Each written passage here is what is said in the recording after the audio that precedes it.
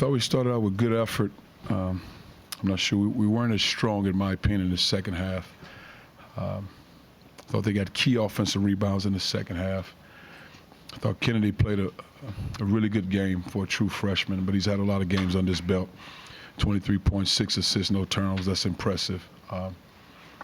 He actually got 2 key offensive rebounds, if I'm not mistaken. But I thought their bigs did a good job because we felt like an advantage for us when they have 2 traditional bigs out there. Then they played a lot with 4 guards. We just couldn't get over the hump. But I thought first half we were much better, even though we couldn't get a shot to go. Because of it, they're so good defensively. Just what made it hard to score there? A long stretch there where you just didn't get over the 7 minutes. I think you got to be able to make, with their defense, you got to be able to make one-on-one plays because they extend. I think, again, we have games like this. When we run an action, when Kobe and Ronnie, when they pop high, and Ronnie had some open looks early, they didn't go. When those shots go, everything else kind of flows because you have an opportunity. But in most cases, when teams switch 1 through 4 and 1 through 5, because they started switching 5 ways, then it comes down to making one-on-one plays. And that's the area we have to continue to grow in. Cuonzo, you mentioned the game from Kennedy. Chandler, what was the plan defensively for him going in, and what did he do? Well, first and foremost, keep him in front. He's a talented young player. Keep him in front, not give angles. But he did it more than, for him to be 6 feet and probably, 170, he plays big. He does. And he's not afraid to get in the lane and make plays. Like I say, he got 2 offensive rebounds. He pushes really fast. He pushes the ball. And you don't try to persuade him to go one way because he can go both ways. He's shifty with the ball. But if you had a choice, you want him to go left. But again, like I say, he attacked. He went back door. He got a couple offensive rebounds. He scores it in transition. He made, I think, 1 or 2 threes. Yeah, but your game plan is to keep him in front. You're not really for a guy that fast, not to give him any angles. If anything, make him go over the top of you and score. You guys just played 4 games in 7 days. Just how difficult was it to play that many games this last week? It's hard. Again, it was what was scheduled, and you got to make it work. I don't think it's necessarily the games. You see the end result of the games. I think it's more than anything is having an opportunity to practice and get reps under your belt. And then trying to get 10 guys in practice, I think that's the biggest key. It's not so much as, and I think you'd have better result in games because your reps, working on block-out drills, working on transition offense and defense. So not having an opportunity to do that and just kind of duplicate game speed with 4 and 5 guys, it's not easy, but you don't make an excuse. You keep pushing.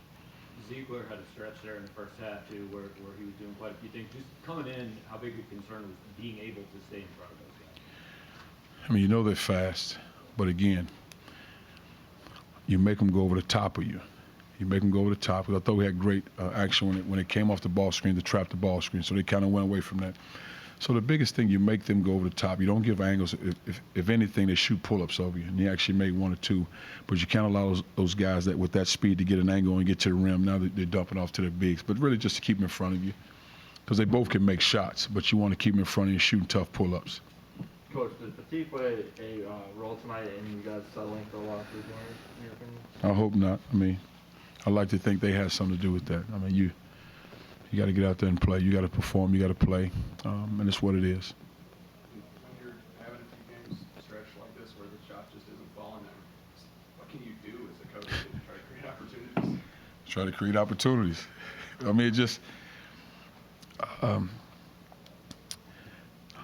Because you exert so much energy, especially in this stretch where you hadn't had a lot of time to rest, and you want to drive the ball. Because I think the biggest thing for us is really trying to get to the rim, get to the free throw line, because we're a good free throw shooting team to give us opportunities.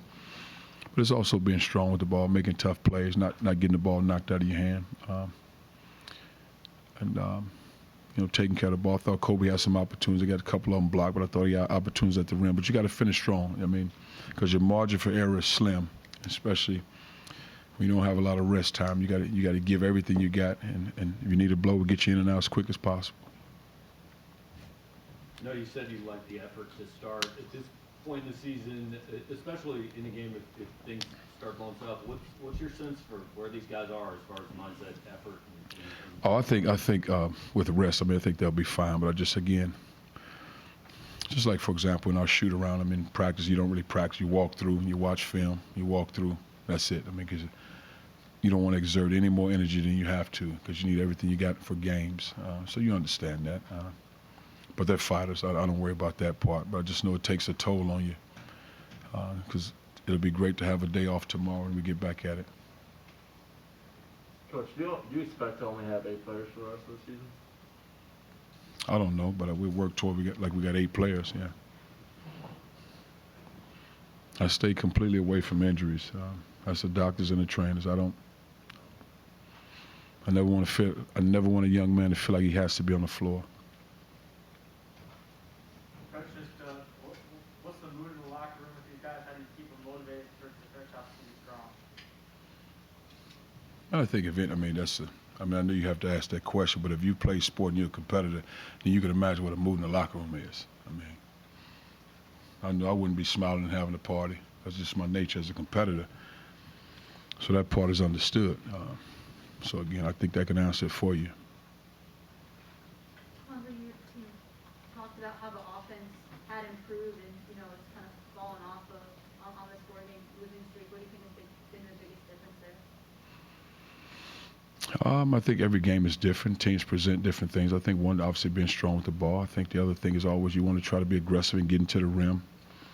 And I don't think it's a case of really selling it for 3-point shots. I don't think it's that because you have to take open shots. I just think you got to make shots. There's several shots at the rim we got to make. We got to do a better job of offensive rebounding. You're asking a lot for Kobe to play a lot of minutes to bang with big guys, but he got to be aggressive. He got to get offensive rebounds because he was a much better offensive rebounder in non-conference than he is in league play. And as Trev get more confidence and get strong, he'll be a better offensive rebounder because he's been better lately. I don't think Ronnie was as productive these last couple games as he normally is. But you got to give everything you got. Anything else? Thank you.